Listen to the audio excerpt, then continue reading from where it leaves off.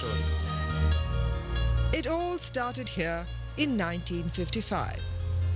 Way back then, just a handful of people really believed in good management practices. A group of 35 people, however, had the vision to be committed to this. The founding members knew that soon management would be the new buzzword. Good morning, ladies and gentlemen. On behalf of Delhi Management Association and Indus Business Academy, we welcome you all to the 8th Mega HR Conclave on Transforming HR, Preparing for Tomorrow. We would be starting the inaugural session shortly. For this, I would request our esteemed guest, Ms. Veena Swaroop, Director HR, Engineers India Limited, Mr. Vahavdev Singh, CEO, Fortis Healthcare Limited, Mr. Subodh Bhargav, Chairman at Tata Communications, and our chief guest, Mr. Subhash Kuntia, Secretary MHRD, Government of India, Dr. Ekta Saxena, Conclave Convener, Vice President DMA and Head Corporate Relations, Indus Business Academy, and Mr. Rajan Pandey, Director DMA and Conclave Convener. Now, I request you to all, please kindly come forward and lighten the lamp.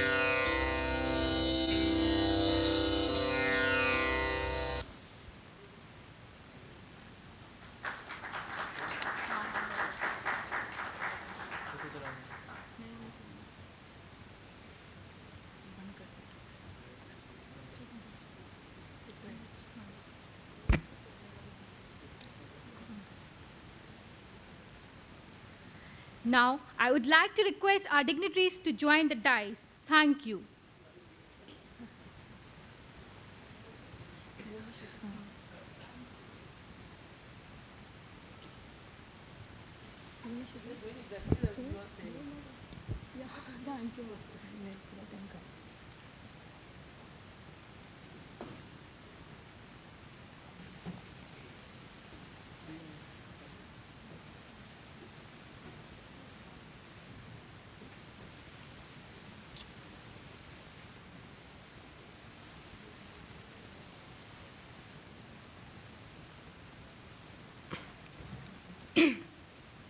Here we start our inaugural session. The inaugural session will focus on giving the holistic overview on the conclave theme. It will also help to understand that in absence of any of the key capabilities, dysfunction and competitive disadvantage will likely ensue. To start this session, I would like to invite our Conclave Director and Director HR Engineers India Limited, Ms. Veena Swaroop, to kindly share the program overview. Before inviting her, I feel pleasure to give her brief introduction. Give a very brief one now because the mouth is there. She joined the Board of Directors Engineers India Limited as Director in HR in October 2012. At EIL, she has taken several path-breaking initiatives towards strategizing HR for diversifying an overseas scenario through effective HR activities. An MBA from Lucknow, joined Oil and Natural Gas Corporation Limited in 1983. She has also been conferred with various prestigious awards, some of the most prominent being Prashasti Samman, National Award by DMA, Leadership Award by Amity Business School, Amity University, Gem of India Award in the HR category by All India Achievers, and many more. Thank you. We welcome you, ma'am.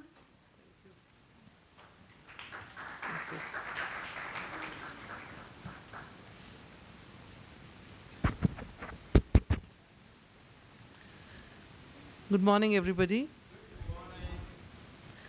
At the outset, I would like to thank the Delhi Management Association for giving me this opportunity this year too to steer this conclave. And believe me, I enjoy every bit of it. Because it's a pleasure to be amidst so many HR professionals. At the outset, I will also like to thank Mr. Kuntia, Secretary, MHRD. Thank you, sir, for being with us. I know how difficult it is for you to get out early in the morning from the ministry and the pressures of work that you have. So I'm really grateful to you for having accepted the invitation to be the chief guest today. Thanks to Mr. Bhavdeep Singh and Mr. Bhargav for also being with us here. As John Kennedy had said, change is the law of life, and those who look only to the past or the present are certain to miss the future. In fact, change today is the new normal. There is nothing which will not change. It's normal. What we need to focus is on the pace of change, how fast things are changing. The organizations of tomorrow are going to face major challenges in the area of millennials, of big data, bombardment of data and data analytics, and the large disruptive technologies, and many other challenges which are going to be there. Now, how are the organizations going to prepare for it? In fact, Mark Salisbury has also said that while extraordinary products and unique services still afford a competitive advantage, the only advantage that stands the test of time is the people.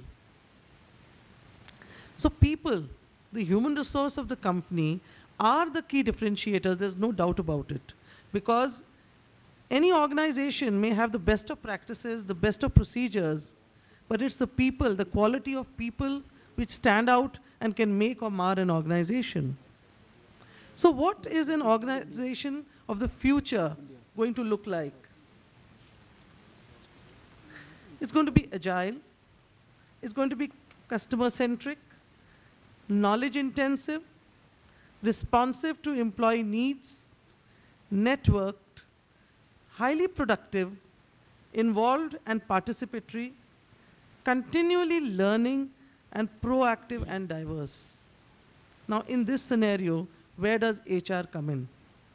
Where the organization is the hardware, the business strategy is the hardware which is going to drive the organization goals. It's the HR departments, the HR professionals in the company who are the software. And through the value-led practices, HR practices, they are going to see that the business strategies and business targets are met. So once we've said this, how should organizations prepare? So while we were preparing on the theme of the conference and a lot of discussion and debate was happening, we felt that transforming HR, preparing for tomorrow, was an apt theme for this conference, for this one-day conclave. Recently, Deloitte has done a study, a global study, on what are the various HR trends world over. And amidst many, the ones which were emerging were culture, capability building, learning, and data analytics. So we thought that in one day, to have more than this would be too much for us to accept and assimilate, and at the same time, having eminent speakers coming in to share their best practices. The themes that we have put together for this conclave today are new trends in organizational culture, building capability, challenges and solutions, and HR analytics and big data.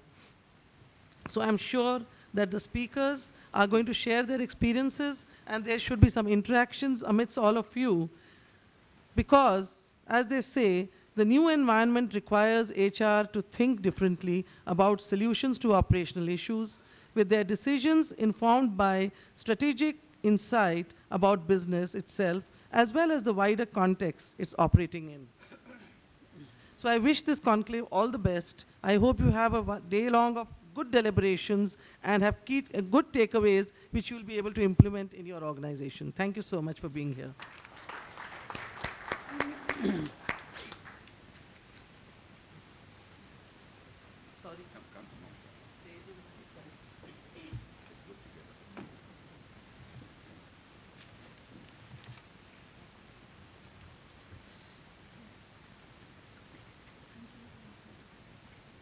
Thank you, ma'am. Now, it's time to invite our guest of honor, Mr. Bhavdeep Singh, CEO, Fortis Healthcare Limited. It's my pleasure to share his brief introduction. Mr. Bhavdeep Singh, CEO, Fortis Healthcare Limited. At Fortis, Mr. Singh is driving a strong push towards bringing great patient care to every patient in every hospital every single day.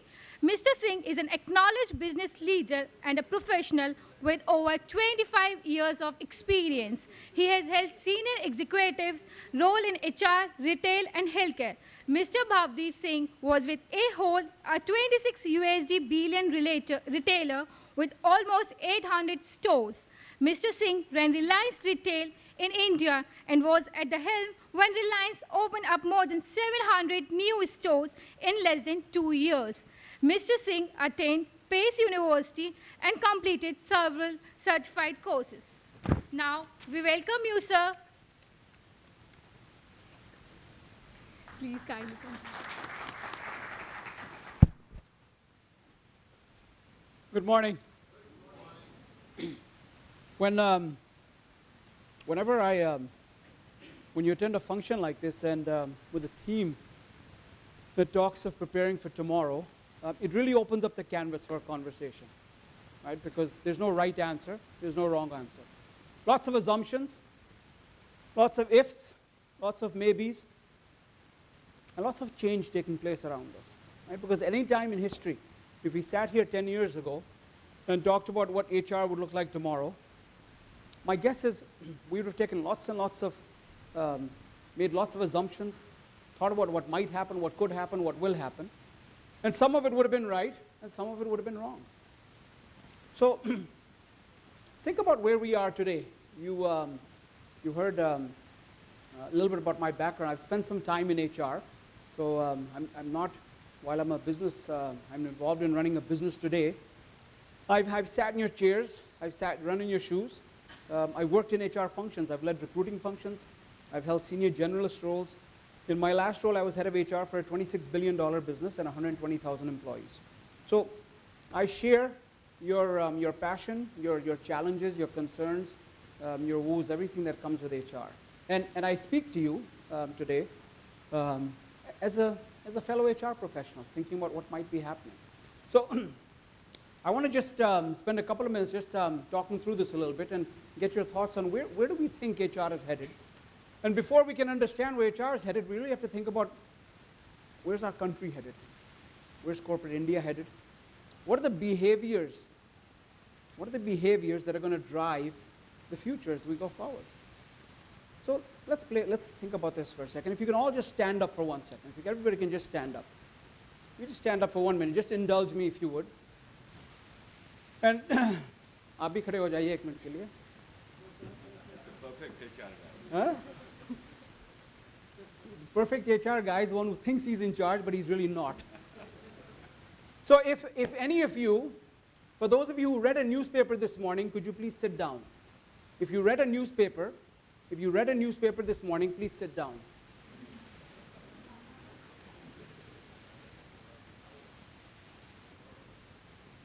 All right? If you watched the news on television in the last 48 hours, please sit down.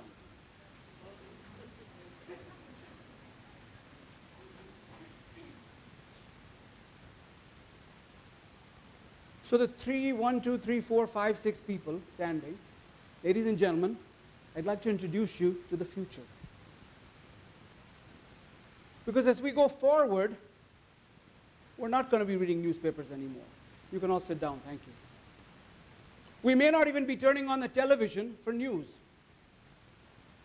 We may not be reading newspapers. We may not be turning on the television. Right? Our entire life might be functioning on something that looks like this. This gentleman here just asked me for my phone number a few minutes ago. And he asked me for my phone number, and as soon as I gave him my number, he said, smile. He took my picture. He told me that he saves pictures with his contacts. Right? Think back 20 years ago when you took a picture. You had to wait 6 days to see the picture so it could get developed. Right? आपने तो मेरे contact के साथ मेरी picture रखी है. The world is changing that fast. Organizations are changing. How we do business is changing. At Fortis Healthcare, we're in the process of changing offices. The office we have today is a very conventional office, which means that you have lots and lots of cubicles, lots of offices, lots of doors, lots of big fancy titles on doors that tells you who's in charge, who's not in charge, big bathrooms, small bathrooms, right? Big chairs, small chairs, all sorts of things. We're moving to an open office. We're going to go from having, Rajiv, 50, 60 offices down to about 15 offices. 15 offices. By the way, Rajiv Kapoor is the HR head for Fortis Healthcare. So this is my conscience. So anything if I speak out of turn, he'll let you know later on. We're moving to an open office environment.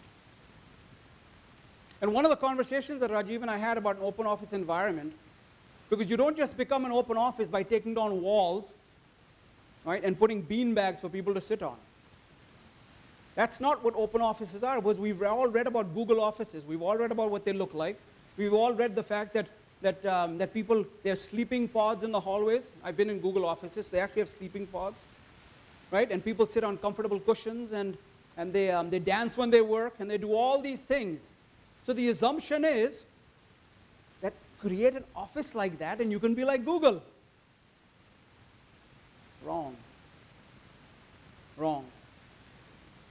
Because the conversation we've been having is the only way you can create an open office environment is to have an open environment first.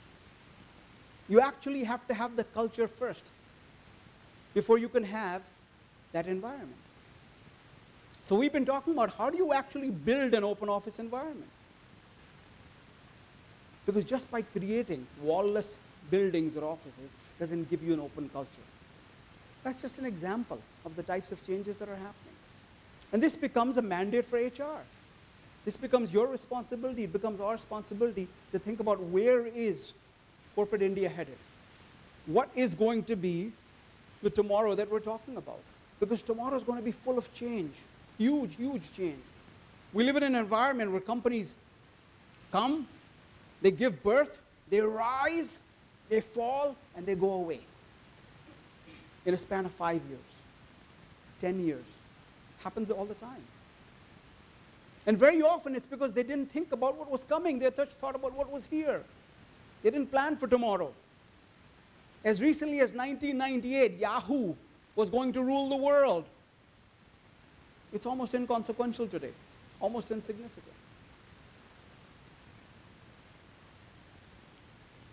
The big challenge for HR, the big challenge for all of us as business leaders is to be thinking about the role that we play, that people play in solutions. I keep hearing about, I've spent most of my life working in the United States. And I keep hearing about the fact that we need more education in this country. I hear that very, very often. Everywhere I go, I keep hearing we need more education. Probably true. But if I had to choose between education and skills, I choose skills. HR has a huge role to play in that. I'm shocked at our offices. I'm talking about Fortis, but I'm talking about any one of our offices. I spend time at Reliance as well. At the number of educated people we have walking in our hallways. Bachelor's, master's, PhD, you name it, we have it. Are we getting the value? Are we getting the value out of that education? Are we getting the execution that any organization is entitled to?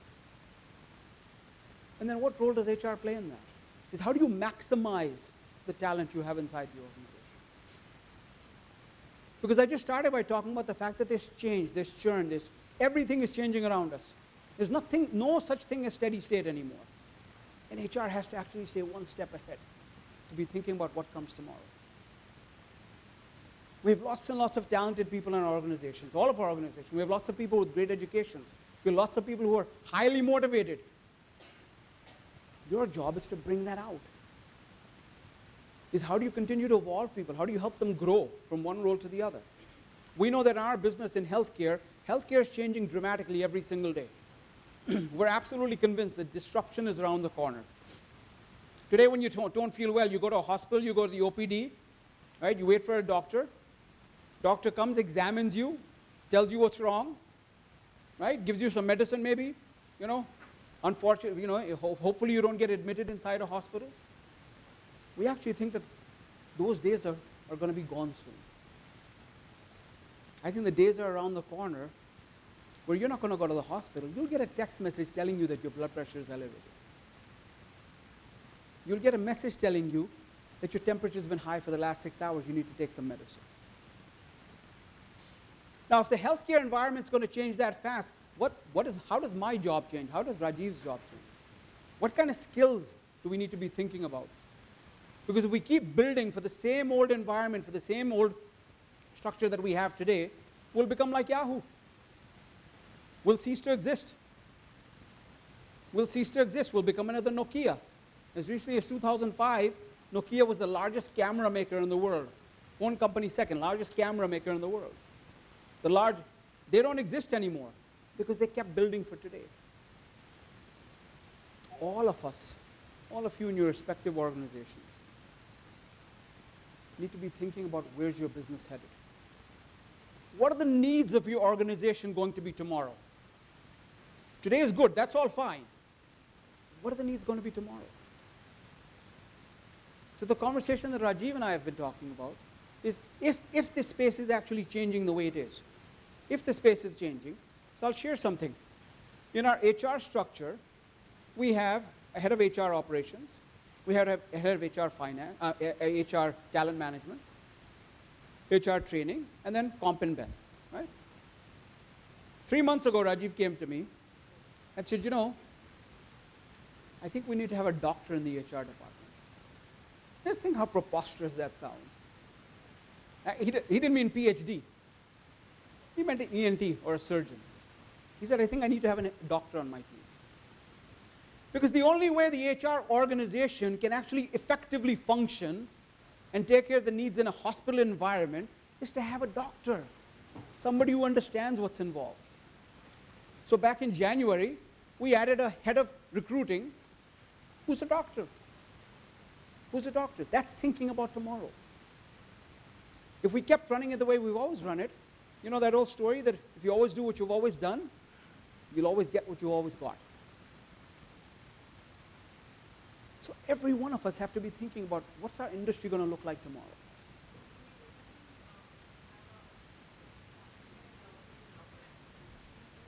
Rajiv, can you answer the question? She's asking, do we have a staffing head who's a doctor? After the talent engagement for doctors and recruitment of doctors, because we do onboard a lot of doctors. Yeah, of course, of course. Yeah, she's an ENT doctor. Her name is Dr. Ritu Garg. And that's exactly what she does. And she actually, the chance that I have talking to a doctor about something, because I'm not a clinician, versus what she has, I mean, she gets right down, she gets down and dirty. She knows exactly what, she can talk about clinical specialties. So I think there's a lot more credibility around it. So I think all of us have to be thinking about what's tomorrow. Because if your organizations aren't prepared for tomorrow, you are responsible. The business leader is responsible, but you're responsible for your function. Getting people ready, getting people prepared, getting people challenged, getting people to do more than they've done before. Because productivity levels in our country have to go up. Right? The benchmarks of being the best in Delhi, the best in NCR, the best in Haryana, they don't matter anymore. Because we live in a world of transparency. You actually have to be as good as anybody in the world for anything you do. So helping our organizations become more productive, because we're not a very productive country. We're not very productive. We're used to having people do things around us. So becoming more productive, thinking about tomorrow, thinking about what does the best look like and how do I become that? How do I become that? That's no longer just an aspiration. It's not just ek din shayad hoga shayad. You have to do it. And you own it. I have found, and I'll close with the following comment, I have found that the most effective HR leaders, HR leaders by far, are the ones who command a disproportionate amount of time and investment from their business partners. The most effective HR leaders are the ones who command a disproportionate amount of time and investment from their business partners. That means that if as an HR leader, if I work with you and you have 5 direct reports, so just mathematically, if nothing else, I should get 20% of your time. I actually want 40%. I want 50% of your time. To command a disproportionate amount of time. Think about that for a second. Because logic would say that I have finance as a function, I have operations as a function, I have sales as a function, whatever, right? All the various functions that you might have. This is the people who actually do the work. This is the talent that's going to take the organization forward. And whenever I see an HR leader who says to me, "Arey ye sunte nahi hai," they don't want to change. It's because you're not effective. It's because you're not effective. It's because I'm not effective as an HR leader. The whole notion of saying they don't listen is our problem, not theirs. Because we've come a long way as a country. We've made lots of changes in our country. HR forums like this exist. And we talk about a lot of the same things very, very often. But you need to push the needle. You need to push the envelope. We're having a conversation in our organization. I'm going to try to be very discreet about what I say. About a decision on bringing somebody on board. Where the business has said, we need to bring this person on board. HR is saying, no. You put your foot down yesterday, didn't you? This is 24 hours ago? HR saying no. The business, I'm one of them, have said fine. Please sit amongst yourselves and tell us what to do. Fair? 24 hours ago. They command your presence. Take responsibility for the business. Don't take responsibility for HR. Take responsibility for the business. Take responsibility for the business outcomes. And command a disproportionate amount of time. Because I firmly believe, and I say this to you not just as a business leader, I say this to you as somebody who's been in the HR function, who's had the responsibility for performance management training, recruiting, etc., etc., etc. But I was fortunate enough that I could command a disproportionate amount of time. And I took ownership for the business results. Because my responsibility was not to train people. My responsibility